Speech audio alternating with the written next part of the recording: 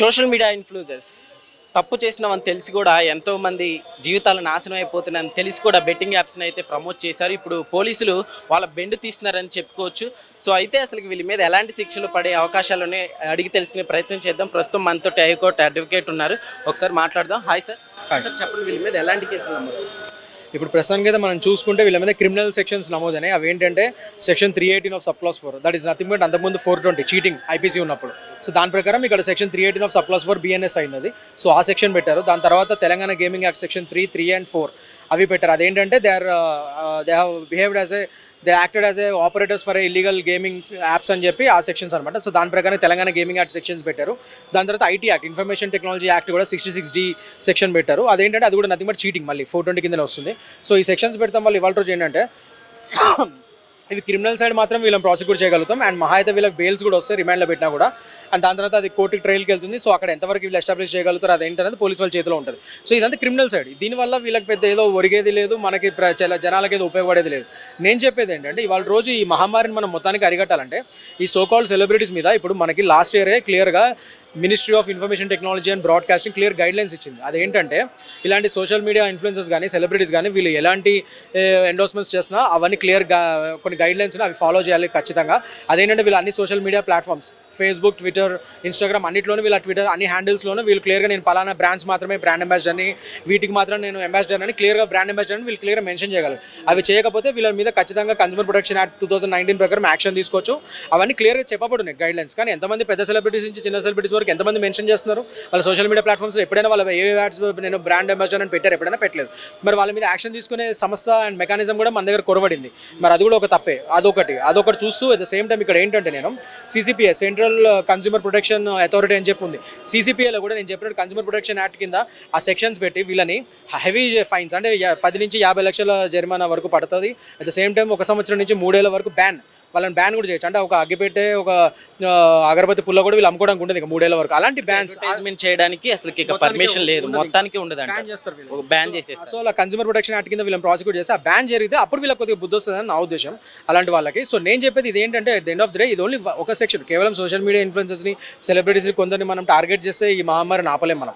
At least ఇది ఎందుకు చేయమంటారు అంటే దీనివల్ల వాళ్ళు ఇంకా ఫ్యూచర్లో ఇలాంటి చేయకుండా ఉంటారనేది ఒక అంశము. అండ్ వాళ్ళకి కూడా కొద్దిగా తెలుసు రావాలి. పనిష్మెంట్ ప్రాసిక్యూట్ పనిష్మెంట్ వస్తేనే కదా ఒకరు ప్రూవ్ అయ్యి నిజంగా పనిష్మెంట్ వస్తేనే వాళ్ళకి కూడా తెలిసి వస్తుందని ఇది ఒక అంశం అంతే. బట్ వీళ్ళకంటే ఎక్కువ ముఖ్యంగా మనం రూట్ కాజ్ మీదకి వెళ్ళాలి. అంటే ఈ కంపెనీస్ ఎక్కడి నుంచి వస్తున్నాయి? ఈ so called illegal gaming apps China, Hong Kong, Malta, virgin islands ఇలాంటి రకరకాల కంట్రీస్లో, మలేషియా ఇలాంటి వాటిని అక్కడి నుంచి కూర్చొని ఆపరేట్ చేస్తూ ఉంటారు ఇక్కడ కొందరు ఏజెంట్స్ని పెట్టుకొని. సో వాళ్ళని పట్టుకోగలగాలంటే ఇక్కడున్న మన సైబర్ క్రైమ్ బ్యూరోకి టెక్నికల్ ఎక్స్పర్టీస్ వాళ్ళు ఒక్కటే సరిపోతుందా అనేది మనం చూసుకోవాలి. ఎందుకంటే వాళ్ళ మీద కూడా అంత ప్రెషర్ పెట్టి అన్ని చోట్ల వాళ్ళే పోమంటే మన తెలంగాణ సైబర్ క్రైమ్ ఒకళ్ళే పోలేరు కదా. అందుకని నేనేమంటాను అంటే వాళ్ళ రోజు తెలంగాణ ఇంత పెద్ద ఐటీ హబ్ అయినప్పుడు why can't we use private సంస్థలు, ప్రైవేట్ ఫర్మ్స్ హెల్ప్? అంటే ఈ సైబర్ సెక్యూరిటీ ఫర్మ్స్ ఉంటాయి, చాలా ఐటీ కంపెనీస్ ఉన్నాయి. అలాంటి ప్రైవేట్ సంస్థల హెల్ప్ కూడా మన గవర్నమెంట్ తీసుకొని వాళ్ళతో కొలైడ్ అయ్యి వాళ్ళతో ఇంటిగ్రేట్ అయ్యి సో ఇలాంటి ఎథికల్ హ్యాకర్స్ అని ఉంటారు. సో ఇలాంటి ఎథికల్ హ్యాకర్స్ ఏంటంటే ఇలాంటి ఏవైతే illegal algorithms, illegal gaming companies ఇలాంటివి యాప్స్ ఉంటాయో అవి మన సిస్టంలోకి రాకుండా వాళ్ళని స్టార్టింగ్లోనే బ్లాక్ చేసే విధంగా వాళ్ళు చేయగలుగుతారు. సో అలాంటి సైబర్ సెక్యూరిటీ ఫర్మ్స్ హెల్ప్ తీసుకొని అలాంటి వాటిలో ఫండ్స్ పెట్టి అలాంటి వాటికి కొద్దిగా ఫండ్స్ డైవర్ట్ చేసి మన గవర్నమెంట్ సో అలాంటి ప్రైవేట్ ఫర్మ్స్ హెల్ప్ తీసుకొని మనం మూలాలని అరికట్టగలిగితే అప్పుడు అన్ని విధాలుగా దీనికి ఒక సొల్యూషన్ వస్తుందని నా ఒపీనియన్. సార్ అయితే ఇప్పుడు వీళ్ళు కేసులు ఎవరి మీద అయితే నమోదని వాళ్ళు ఏమంటున్నారంటే ఇక్కడ లీగల్ అన్లీగల్ అని మాకైతే తెలియదు, సో అందుకే ఇలా చేసామన్నట్టు ఇప్పుడు వీడియోలు మళ్ళీ రిలీజ్ చేశారనమాట. సో ఏం చెప్తారు సార్? ఇవేమైనా కన్సిడర్ చేస్తే ఛాన్స్ ఏమైనా ఉన్నాయంటారు? ఇప్పుడు ఒక దొంగతనం చేసి ఒక మర్డర్ చేసి నాకు ఇక్కడ లా తెలీదు, లీగల్ అని తెలియదు, ఇల్లీగల్ అని తెలియదు అంటే ఎంత తప్పో ఇది కూడా అంతే తప్పు. లా తెలుసుకోవడం అనేది నీ బేసిక్ రెస్పాన్సిబిలిటీ. అది ఒక పలానా చోట నువ్వు ఒక సిటిజన్ కింద ఉంటావు అంటే ఆ లా ఆఫ్ ది ల్యాండ్ నీకు తెలియాలనేది రూల్. అక్కడ మీరు జడ్జి గారు ముందుకు వెళ్ళి నాకు లా తెలియదు అంటే అప్పుడు పెద్ద శిక్షలు వేస్తారు. ఇంకా అలాంటివి అసలు అనకూడదు, అది చాలా తప్పు కూడా. ఎందుకంటే ignorance of law is not an excuse. అది క్లియర్గా లాలో చెప్పబడింది. సో ఇగ్నోరెన్స్ నాకు తెలియదు, లా ఇగ్నోరెంట్ నాకు తెలియదు అంటే అది తప్పది. నువ్వు తప్పు చేసావు, దాని శిక్ష దాని తగ్గట్టుగా you have to face the prosecution అంతే. సో నాకు తెలియదు అంటే మాత్రం వాళ్ళు జరగదు. తెలిసినా తెలియకపోయినా యూ షుడ్ లర్న్. ముఖ్యంగా సెలబ్రిటీస్, సోషల్ మీడియా ఇన్ఫ్లుయెన్సర్స్ మీకే ఎక్కువ రెస్పాన్సిబిలిటీ ఉండాలి. మీ దగ్గర లీగల్ టీమ్స్ ఉంటాయి, అడ్వకేట్స్ ఉంటారు, నాలాంటి అడ్వకేట్స్ ఉంటారు.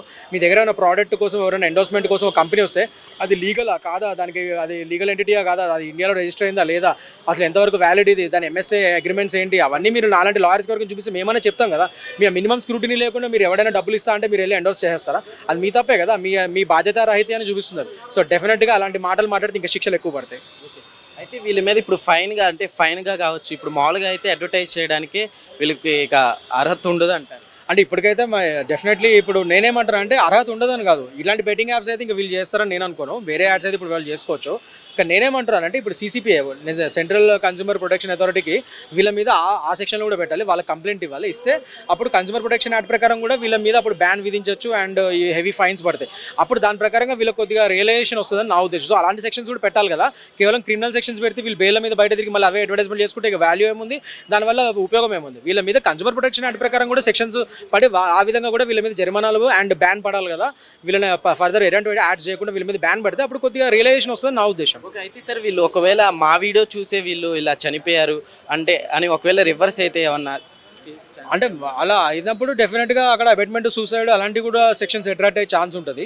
సో చూడాలి, ఇది ఇంకా దర్యాప్తు దశలోనే ఉంది. అసలు ఫ్యూచర్ అసలు వీళ్ళు ఎంతవరకు ఏం ఎస్టాబ్లిష్ చేయగలుగుతారు, ఇప్పుడు పెట్టిన సెక్షన్స్ ఎంతవరకు వీళ్ళు ఎస్టాబ్లిష్ చేయగలుగుతారు, ఆ దర్యాప్తు ఎంతవరకు వెళ్తుంది అనేది మనం చూసుకోవాలి. సార్. అయితే ఇప్పుడు వీళ్ళు కేసులు ఎవరి మీద అయితే నమోదని వాళ్ళు ఏమంటున్నారంటే ఇక్కడ లీగల్ అన్లీగల్ అని మాకైతే తెలియదు, సో అందుకే ఇలా చేసామన్నట్టు ఇప్పుడు వీడియోలు మళ్ళీ రిలీజ్ చేశారనమాట. సో ఏం చెప్తారు సార్, ఇవేమైనా కన్సిడర్ చేస్తే ఛాన్స్ ఏమైనా ఉన్నాయంటారు? ఇప్పుడు ఒక దొంగతనం చేసి ఒక మర్డర్ చేసి నాకు ఇక్కడ లా తెలీదు, లీగల్ అని తెలియదు, ఇల్లీగల్ అని తెలియదు అంటే ఎంత తప్పో ఇది కూడా అంతే తప్పు. లా తెలుసుకోవడం అనేది నీ బేసిక్ రెస్పాన్సిబిలిటీ. అది ఒక పలానా చోట నువ్వు ఒక సిటిజన్ కింద ఉంటావు అంటే ఆ లా ఆఫ్ ది ల్యాండ్ నీకు తెలియాలనేది రూల్. అక్కడ మీరు జడ్జి గారి ముందుకు వెళ్ళి నాకు లా తెలియదు అంటే అప్పుడు పెద్ద శిక్షలు వేస్తారు. ఇంకా అలాంటివి అసలు అనకూడదు, అది చాలా తప్పు కూడా. ఎందుకంటే ignorance of law is not an excuse, అది క్లియర్గా లాలో చెప్పబడింది. సో ఇగ్నోరెన్స్ నాకు తెలియదు, లా ఇగ్నోరెంట్ నాకు తెలియదు అంటే అది తప్పది. నువ్వు తప్పు చేసావు, దాని శిక్ష దాని తగ్గట్టుగా you have to face the prosecution అంతే. సో నాకు తెలియదు అంటే మాత్రం వాళ్ళు జరగదు, తెలిసినా తెలియకపోయినా యూ షుడ్ లర్న్. ముఖ్యంగా సెలబ్రిటీస్, సోషల్ మీడియా ఇన్ఫ్లుయెన్సర్స్ మీకే ఎక్కువ రెస్పాన్సిబిలిటీ ఉండాలి. మీ దగ్గర లీగల్ టీమ్స్ ఉంటాయి, అడ్వకేట్స్ ఉంటారు, నాలాంటి అడ్వకేట్స్ ఉంటారు. మీ దగ్గర ఏమైనా ప్రోడక్ట్ కోసం ఎవరైనా ఎండోర్స్మెంట్ కోసం ఒక కంపెనీ వస్తే అది లీగలా కాదా, దానికి అది లీగల్ ఎంటిటీయా కాదా, అది ఇండియాలో రిజిస్టర్ అయిందా లేదా, అసలు ఎంతవరకు వ్యాలిడ్ ఇది, దాని MSA అగ్రిమెంట్స్ ఏంటి, అవన్నీ మీరు నాలాంటి లాయర్స్ వరకు చూపిస్తే మేమైనా చెప్తాం కదా. మీ మినిమం స్క్రూటినీ లేకుండా మీరు ఎవరైనా డబ్బులు ఇస్తా అంటే మీరు వెళ్ళి ఎండోర్స్ చేస్తారా, అది మీ తప్పే కదా, మీ బాధ్యత రాహిత్యాన్ని చూపిస్తున్నారు. సో డెఫినెట్గా అలాంటి మాటలు మాట్లాడితే ఇంకా శిక్షలు ఎక్కువ పడతాయి. Okay sir, thank you. So ఇది ప్రస్తుతం అయితే సిచ్యువేషన్ పంజాగుట్టలో మనం చూస్తున్నాము. సో ఇంతకు ముందే కొద్ది గంటల క్రితమే ఇక్కడికి విష్ణుప్రియ వచ్చి అలానే 3 గంటల వరకు పోలీసులు విచారణ చేయడం అయితే జరిగింది. సో ఆ విచారణలో కూడా ఆ విష్ణుప్రియ దగ్గర ఉన్న ఫోన్, మొబైల్స్, ఆమెకు సంబంధించిన డీటెయిల్స్ అన్నీ కూడా తీసుకుని ఆమెను విచారించడం అయితే జరిగింది.